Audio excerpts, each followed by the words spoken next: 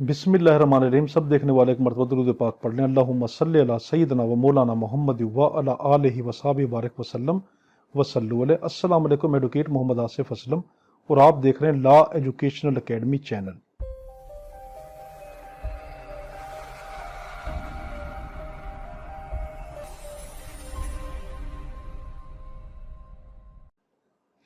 अगर आप पाकिस्तान भर में ये चाहते हैं कि लॉ गेट के स्टूडेंट, LLB के स्टूडेंट और यंग वकला जिन्होंने अभी अभी प्रैक्टिस शुरू की है, वो ये चाहते हैं कि वकालत से रिलेटेड A to Z तर्जमे के साथ अगर आप फ्री ऑफ कॉस्ट, बिल्कुल मुफ्त अगर एक एक लाइन पढ़ना चाहते हैं तो हमारे इस चैनल लॉ एजुकेशनल चैनल को सब्सक्राइब करें और साथ बेल आइकन का जो निशान है उसको ज़रूर आप प्रेस कर दें ताकि हर आने वाली नई वीडियो आपको बर वक्त दस्तयाब हो सके। और जो भी आप वीडियो देखें उसकी डिस्क्रिप्शन में ज़रूर जाएं, वहां पर हमने आपको PDF की सहूलत दी है। जो हमने आपको लेक्चर दिया उसी का आपको PDF प्रिंट भी मुफ्त डाउनलोड आप कर सकते हैं। और उसके साथ हमने उसी की डिस्क्रिप्शन के अंदर एक टेस्ट भी रखा हुआ है कि आप अपनी तैयारी चेक करने के लिए वो टेस्ट भी आप जो है वो लिखकर सबमिट कर सकते हैं, जो आपको आपकी गलतियां भी बताएगा और आपके नंबर भी बताएगा और आपको ये भी बताएगा कि आपने कौन सा सवाल गलत किया और उसका सही जवाब क्या था। तो हमने CPC का सिलसिला शुरू किया हुआ है। हमने सेक्शन 12 तक पढ़ लिए थे। आज की वीडियो में हम सेक्शन 15 से 20 पढ़ेंगे। आपको लॉ गेट में पूछेगा सबसे कीमती सवाल कि जो सेक्शन 15 से 20 आपकी लॉ गेट के अंदर है, ये किस चीज के मुतालिक डील करता है। आप कहेंगे सेक्शन 15 से 20 जो डील करता है ये प्लेस ऑफ सुइंग के मुतालिक डील करता है कि किस जगह पर मुकदमा दायर किया जाएगा। ठीक है जी। 15 से 20 तमाम किसको ये डील करता है कि मुकदमा कहां पे दायर किया जाएगा, प्लेस ऑफ सुइंग को जो है डील करता है। अब हम इसकी सेक्शन 15 पढ़ते हैं। 15 में ये कहा गया court in which suit to be instituted. Court जिसके अंदर मुकदमा दायर करते हैं वो क्या हो।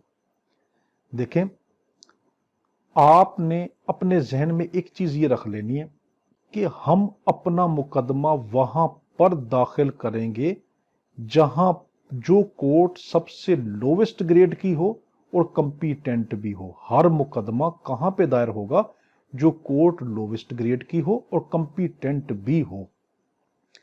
मिसाल के तौर पर मेरी जदाद जो है वो रहीम यार खां में है। मेरी जदाद की वैल्यू जो है 10 लाख रुपए है। मैं ये चाहता हूं कि मेरी कोर्ट कौन सी लगती है, फॉर एग्जाम्पल सिविल जज A की लगती है। मैं ये चाहता हूं कि मैं इसके पास अपना मुकदमा दायर ना करवाऊं, मैं तो हाई कोर्ट में डायरेक्ट ले जाऊं। मैं ऐसा नहीं कर सकता। तो क्या कयूद लगा दी गई कि आप अपना मुकदमा कहां पे दायर करेंगे, जो सबसे लोवेस्ट ग्रेड की कोर्ट हो मगर कंपीटेंट भी हो। अब हम इसको पढ़ते हैं।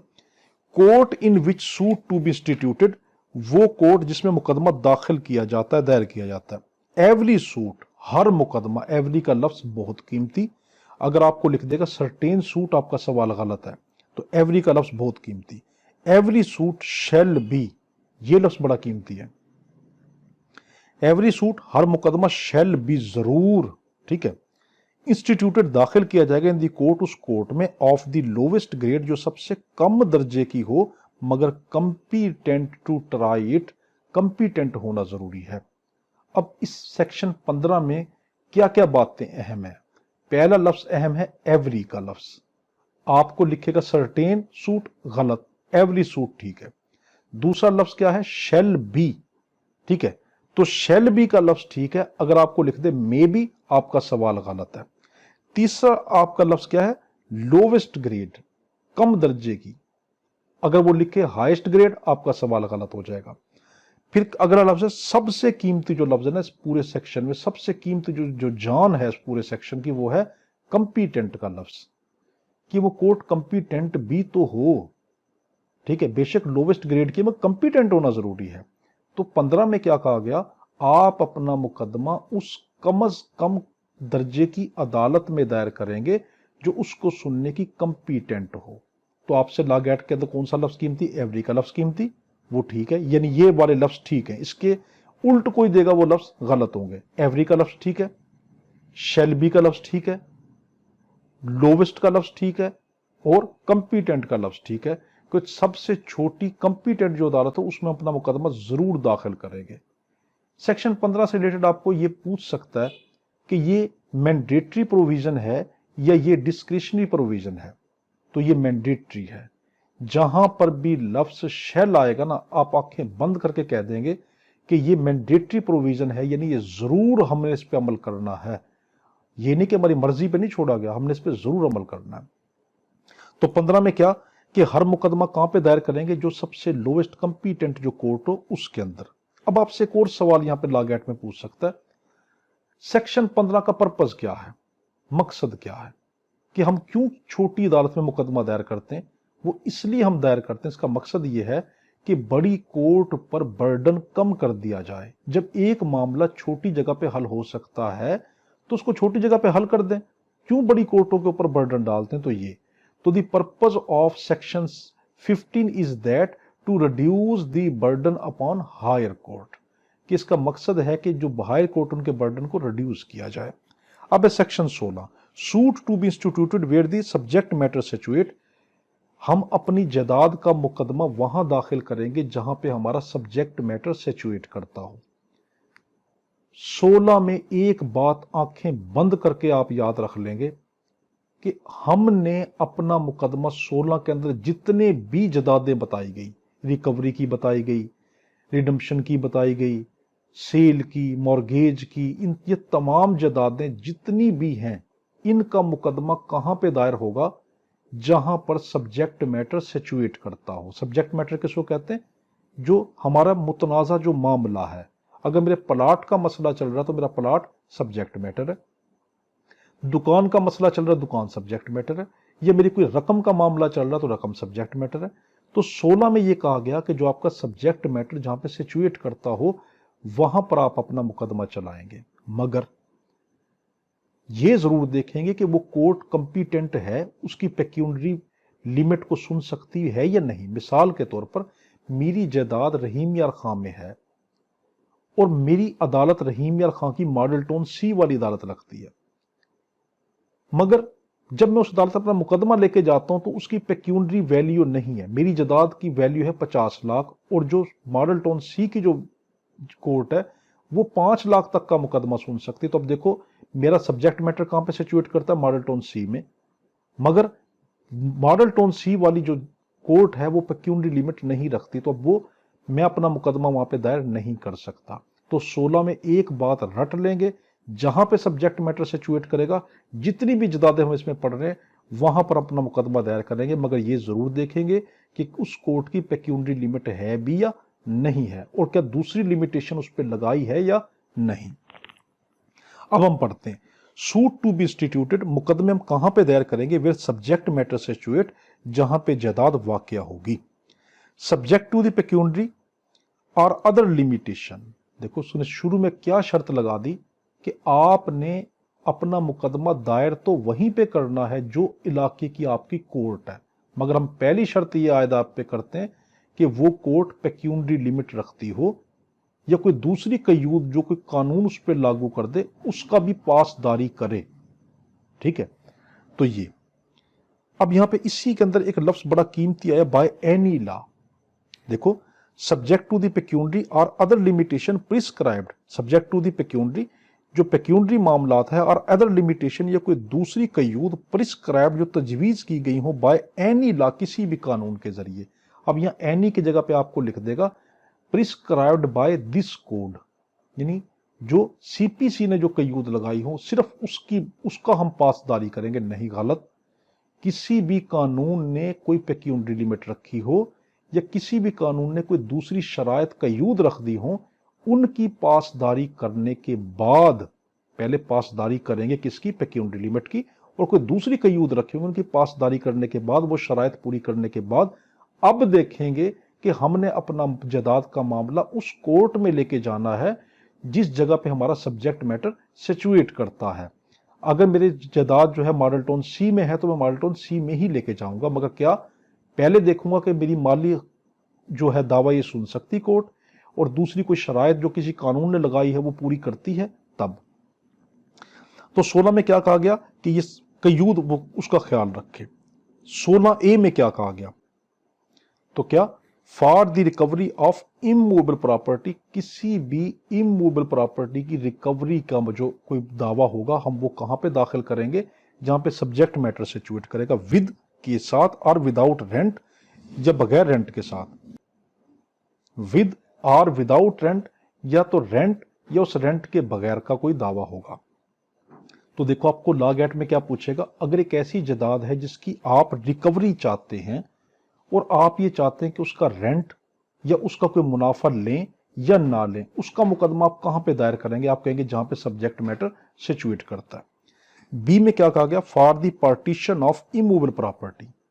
बी में क्या कहा गया, पार्टीशन का जो दावा है यानी कि जायदाद की तकसीम का जो दावा है वो भी हम कहां पे दायर करते हैं, जहां पर सब्जेक्ट मैटर सिचुएट करता है। अब ए बी सी इनके अंदर आपने एक जहन में याद रखना है कि लफ्ज इमूवेबल प्रॉपर्टी कीमती है, अगर तो इमूवेबल की जगह पर वो मूवेबल डाल देगा ये सवाल ही गलत बन जाएगा। तो अभी तक हमने क्या देखा, ए में क्या देखा, रिकवरी का कोई मामला हो, जायदाद को वापस हासिल करने का मामला हो या पार्टीशन तकसीम का मामला हो, तो कहां पे दायर होता है, जहां पे सब्जेक्ट मैटर सिचुएट करता है।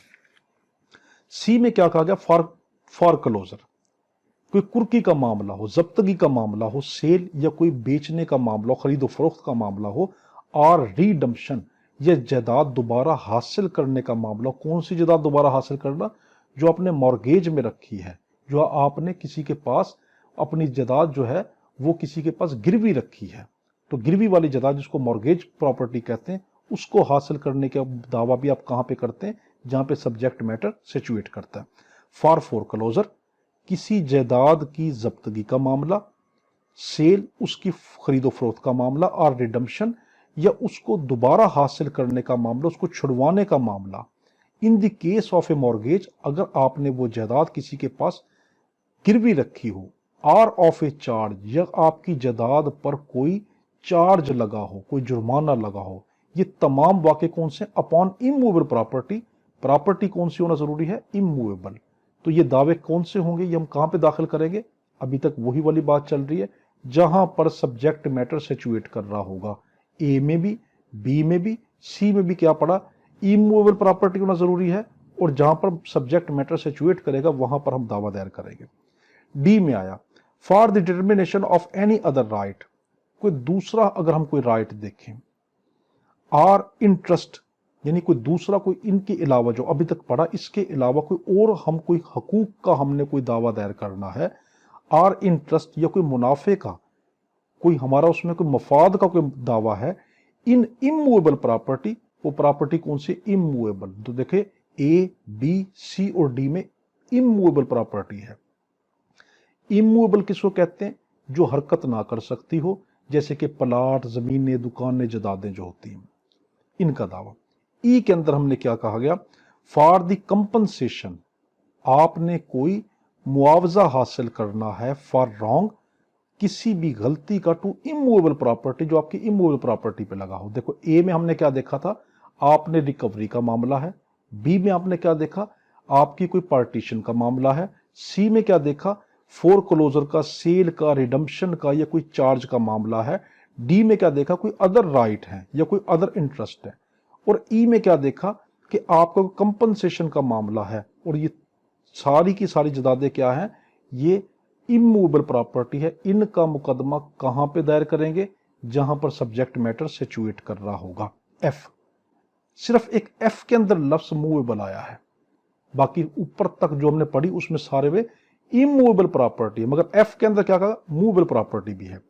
For the recovery of movable property, कि आप हासिल करना चाहते हैं मूवेबल प्रॉपर्टी। मूवेबल प्रॉपर्टी किसको कहते हैं, जो हरकत कर सकते हैं, जैसे मेरी किताब, मोबाइल, ये मूवेबल प्रॉपर्टी। इसका दावा एक्चुअली अंडर डिस्ट्रेंट, कि या तो वो हकीकी तौर पर कब्जे में ले लिया हो, और अटैचमेंट, या उसको कुर्की कर लिया गया हो। यानी आपकी अगर कोई मूवेबल प्रॉपर्टी है और उसको किसी ने डिस्टेंट कर लिया, रोक के रख लिया हो, जब्तगी कर ली हो, कुर्की कर ली हो, तो उसका दावा भी आप कहां पे दायर कर सकते हैं, जहां पे आपका सब्जेक्ट मैटर सिचुएट करता है। अब शेल बी इंस्टीट्यूटेड, अभी तक हमने जो ऊपर तक पढ़े, ए से एफ तक जितने पढ़े, वो सब के सब शेल बी इंस्टीट्यूटेड, हम उनको जरूर दाखिल करेंगे। यहाँ पे शेल का लफ्ज है, मे का लफ्ज आएगा तो गलत। इन दी कोर्ट, उस कोर्ट में, within the local limit of whose jurisdiction, जिसकी लोकल लिमिट के अंदर the property situate, property situate करती होगी। मगर सी में मैंने आपसे कहा था कि सी के अंदर एक और बात है। वो बात क्या है कि सी का मामला हम वहां पर भी दाखिल कर सकते हैं। बाकी सी को छोड़ के तमाम जदादों का मामला कहां पे दाखिल करेंगे, जहां पे सब्जेक्ट मैटर सिचुएट करता होगा। मगर सी का मामला हम वहां पे तो दाखिल करेंगे जहां पे सब्जेक्ट मैटर सिचुएट करता है। मगर सी में आपको एक और रियायत दे दी गई। वो रियायत क्या है? तो जहां पे आपका काज ऑफ एक्शन होली या पार्शली हुआ हो, वहां पर भी आप दावा दायर कर सकते हो। तो सी में आपको एक सहूलत और दे दी गई। Or in the case of suit, ये ऐसे मुकदमे refer to in class C, जिनका क्लास सी में जिक्र किया गया, क्लास सी में, एट द प्लेस, उस जगह पर भी आप दाखिल कर सकते हैं, with the cause of action has Holi और पार्शली अराइजन, जहां पे काज ऑफ एक्शन मुकम्मल तौर पर या किसी हद तक जो है वो अराइज हुआ हो। अब इसमें एक प्रोविजन दी गई, प्रोवाइडेड कहा गया, शर्त रख दी गई, एक शर्त बताई, प्रोवाइडेड दैट, ये बात की गई, that a suit to obtain, एक ऐसा मुकदमा कि जो आप ऑब्टेन कर रहे हैं रिलीफ, कोई भी आप उससे रिलीफ हासिल करना चाहते हैं, रिस्पेक्टिंग, किसके मामले में? कंपनसेशन, कोई मुआवजा है, फॉर रॉन्ग, कि जो गलती की बुनियाद पर हुआ, टू इमूवेबल प्रॉपर्टी, आपकी गैर हरकत करने वाली जायदाद का, हेल्ड बाय, जो रोके रखी है, or on behalf of the defendant, या डिफेंडेंट के जरिए किसी और ने रोक के रखी है।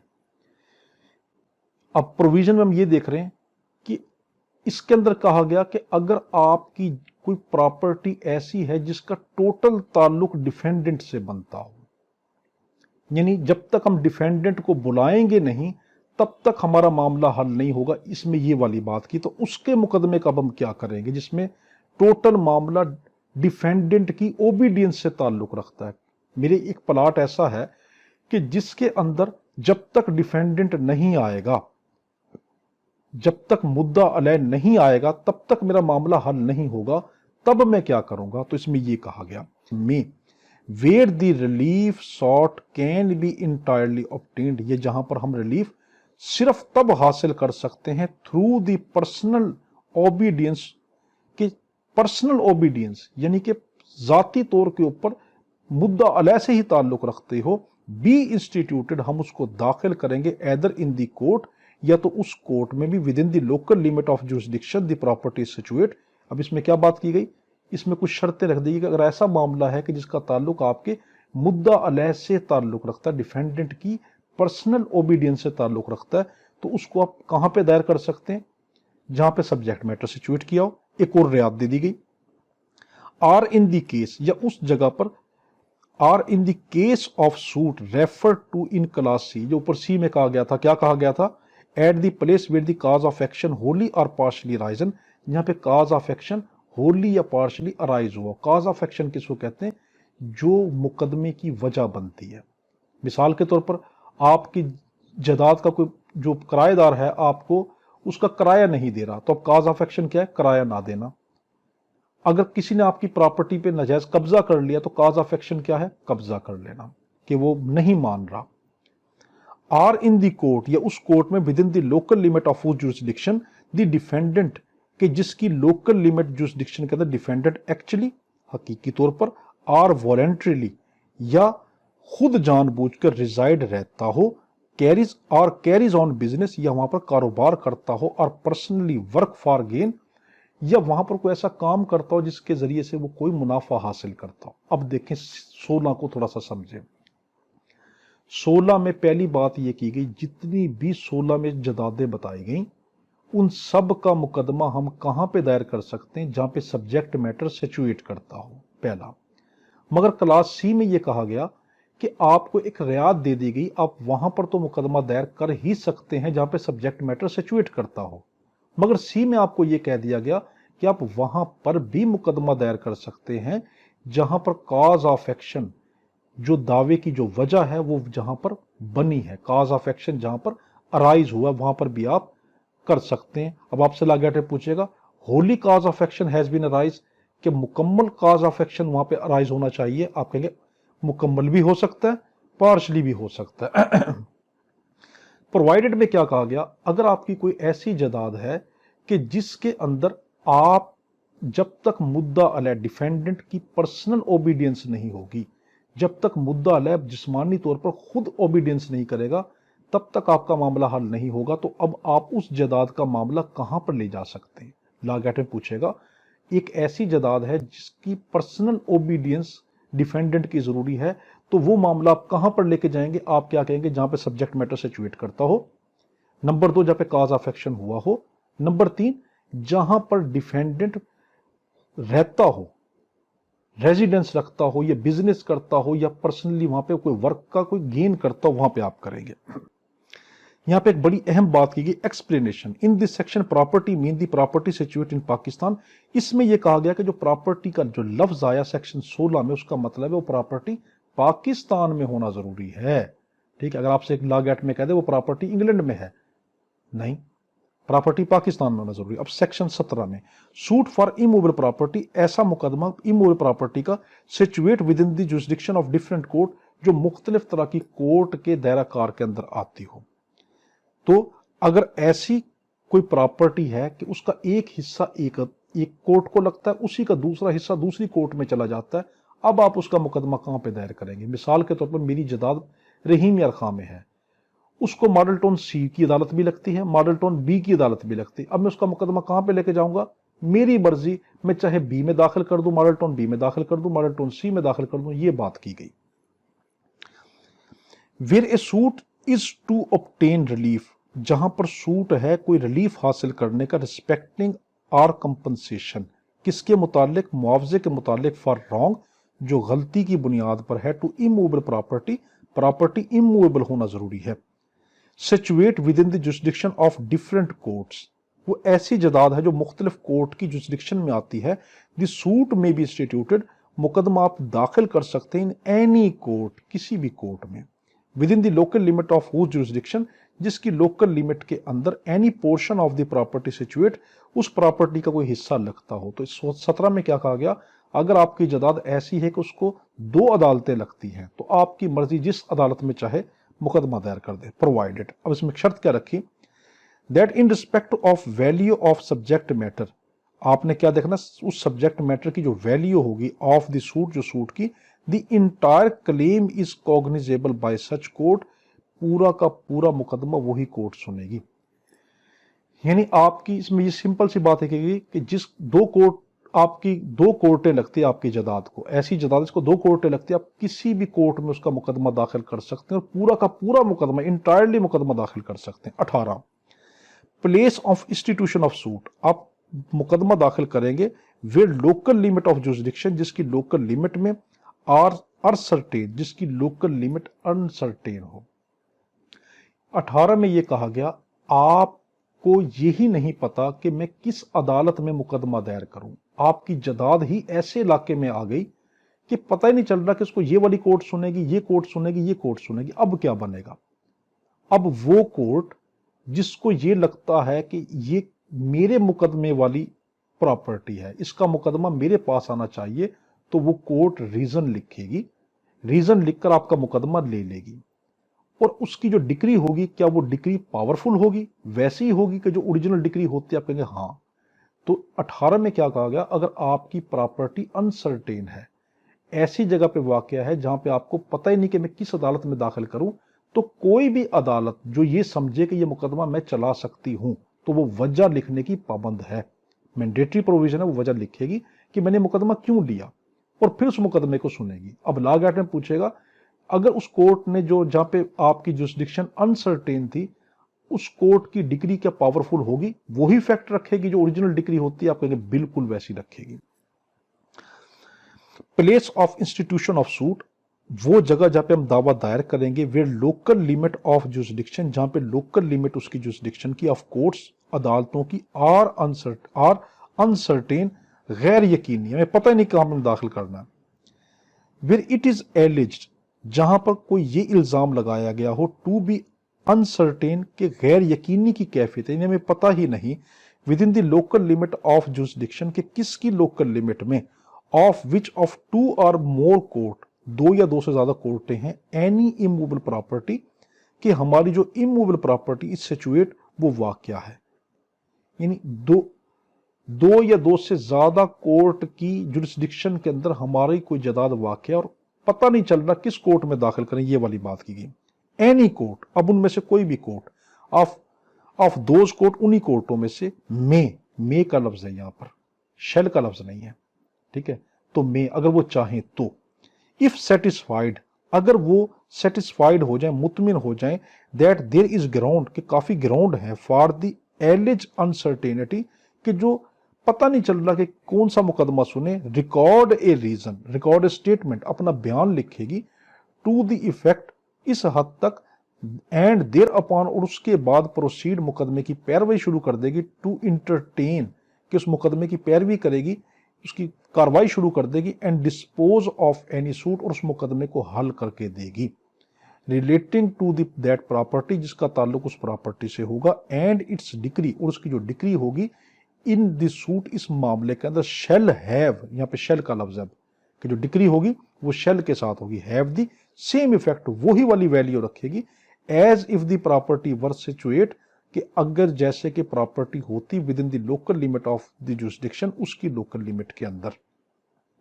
तो 18 में क्या कहा गया पहले, कि ऐसी प्रॉपर्टी जो मुख्तलिफ कोर्ट की जुरिस्डिक्शन में आती है, तो कोई भी कोर्ट जो ग्राउंड समझे उसको लिखेगी और उसका दावा ले लेगी और उसकी डिक्री पूरी की पूरी सही वैल्यू रखेगी।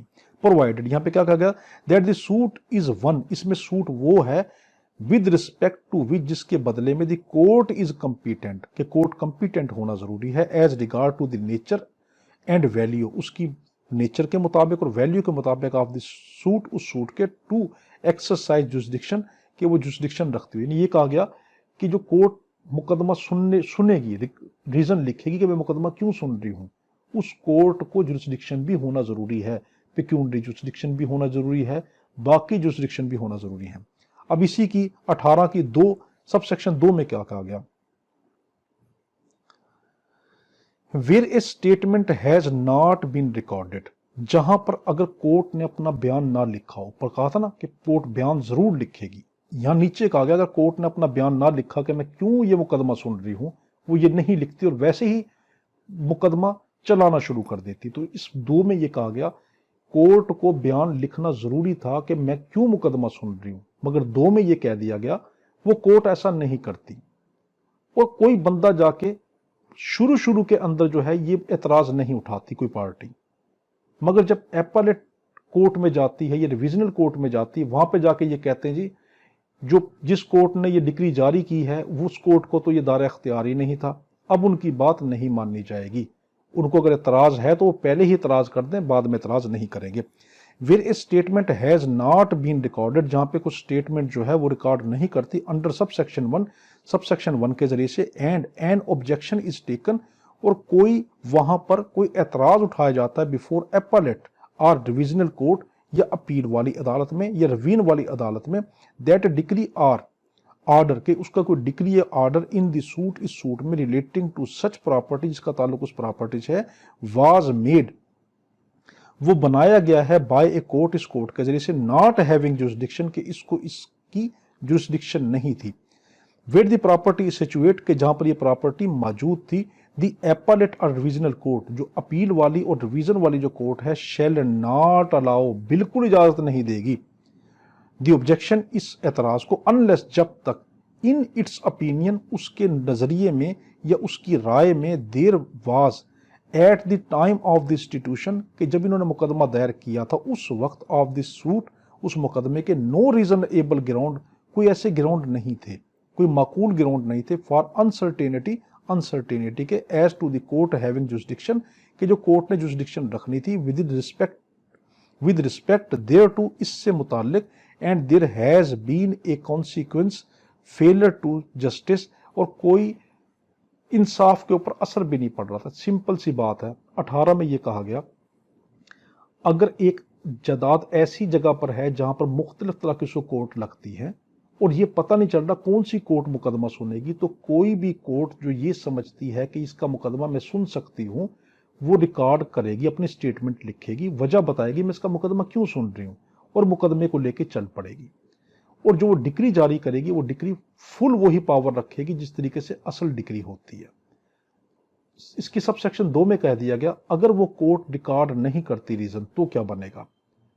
वो कोर्ट अगर रीजन रिकॉर्ड नहीं करती और पार्टियां शुरू में एतराज नहीं करती बल्कि जब अपील के कंडीशन पे पहुंचती है, रिवीजन की कंडीशन पे जाती हैं, उस कोर्ट में जाके कहती हैं कि जो हमने इस कोर्ट ने जो डिक्री जारी की थी इसकी जो जुरिस्डिक्शन थी वो अनसर्टेन थी, तो वहां पे जाके कहते हैं इसकी जुरिस्डिक्शन अनसर्टेन थी, तो अब एपेलेट कोर्ट और डिविजनल कोर्ट उनको इजाजत नहीं देगी जब तक कि वो उसको मुतमिन ना कर दें। ये वाली बात है। 19वां, suit for compensation of wrong, मुकदमा है मुआवजे का, फॉर कंपनसेशन मुआवजे का ऑफ रॉन्ग के जो रॉन्ग के जरिए हो टू पर्सन शख्स का, आर मूवेबल प्रॉपर्टी या मूवेबल प्रॉपर्टी का। 19 का जो है ना सेक्शन, ये इंसान की गलती से रिलेटेड और मूवेबल प्रॉपर्टी यानी हरकत करने वाली जायदाद के रिलेटेड कोई ऐसा मामला हो जो उनसे ताल्लुक रखता उसके मुतालिक है। Where a suit is for compensation, अगर कोई ऐसा मुकदमा है जिसका ताल्लुक मुआवजे से है, फॉर रॉन्ग गलती हुई है, डन टू दी पर्सन उस शख्स के जरिए से, आर टू मूवेबल प्रॉपर्टी या उसकी मूवेबल प्रॉपर्टी को लेकर, if the wrong was done, अगर वो रॉन्ग किया गया है within the local limit of the jurisdiction, किसकी लोकल लिमिट के अंदर, ऑफ वन कोर्ट एक कोर्ट में, एंड द डिफेंडेंट रिजाइड और जो डिफेंडेंट है वो रहता है, आर कैरीज ऑन बिजनेस या कोई कारोबार करता है, or personally work for gain या कोई मुनाफा हासिल करता है within the local limit of the jurisdiction of another court, दूसरी कोर्ट के जुरिस्डिक्शन में, the suit may be instituted, आप मुकदमा दायर कर सकते हैं at the option of plaintiff, जहां पर वो मुद्दई चाहे, in either of the said court, किसी भी कोर्ट में। यानी यहां पे ये कहा गया मूवेबल प्रॉपर्टी को, हरकत करने वाली जायदाद का कोई मामला है या किसी शख्स के साथ कोई बुरा हुआ है उसको मुआवजा देने का कोई मामला है, तो वो आप कहां पर दायर कर सकते हैं, वहां पर भी कर सकते हैं जिसकी लोकल लिमिट के अंदर वो प्रॉपर्टी या वो शख्स रहता था, या वहां पर भी दाखिल कर सकते हैं जहां पे डिफेंडेंट रहता हो या डिफेंडेंट बिजनेस करता हो या डिफेंडेंट वहां से कोई मुनाफा हासिल करता हो। तो देखो 19 में क्या कहा गया, अगर मूवेबल प्रॉपर्टी है या किसी शख्स को मुआवजा दिलवाना है, अब आपसे लॉ एक्ट में पूछेगा मूवेबल प्रॉपर्टी है या शख्स को मुआवजा दिलवाना है, वो मुकदमा कहां पे दायर किया जाएगा, आप कहेंगे जहां पे सब्जेक्ट मैटर सिचुएट करता हो वहां पे भी कर सकते हैं, या वहां पे भी कर सकते हैं जहां पे डिफेंडेंट रहता हो या डिफेंडेंट कारोबार करता हो या डिफेंडेंट वहां से मुनाफा उठाता हो। ये है 20वां आखिरी, other suit to be instituted, दूसरे जो मुकदमे वो कहां पे दाखिल किए जाएंगे, वेयर डिफेंडेंट रिजाइड, जहां पे डिफेंडेंट रहता हो, और कॉज ऑफ एक्शन राइजेस, या जहां पर बिनाए दावा वाकया हो, सब्जेक्ट टू द लिमिटेशन एफोर्डसेड, जितनी ऊपर लिमिटेशन दी थी, जितनी शराइत दी गई थी, वो कौन कौन सी पिक्यूनरी लिमिट होनी चाहिए, जितनी भी कोर्ट की जो लिमिटेशन कोई कानून दे उनका पासदारी रखते हुए, तब जो ऊपर की गई, every suit shall be instituted, shall का लफ्ज, हर मुकदमा जो ऊपर मुकदमे दिए गए उनके अलावा हर मुकदमा बी इंस्टीट्यूटेड आप दाखिल करेंगे इन दी कोर्ट, उस कोर्ट में, within the local limit of whose jurisdiction, जिसकी लोकल लिमिट में क्या, द डिफेंडेंट, कोई एक डिफेंडेंट, और ईच ऑफ द डिफेंडेंट्स, जब काफी सारे डिफेंडेंट या काफी डिफेंडेंट हो तो उनमें से कोई एक, या तो अकेला डिफेंडेंट है तो, या काफी डिफेंडेंट है उनमें से कोई एक, where there are more than one, जहां पे एक से ज्यादा हो, at the time of commitment of the suit, मुकदमा शुरू करने से पहले जो उनमें से कोई डिफेंडेंट हो एक्चुअली एंड वॉलंटरी रिजाइड, या तो हकीकी तौर पर या इरादातन क्या रिजाइड रहते हों, और कैरीज ऑन बिजनेस, यहाँ पे कारोबार करते हों, और पर्सनली वर्क फॉर गेन, या वहां पर कोई मुनाफा हासिल करते हो।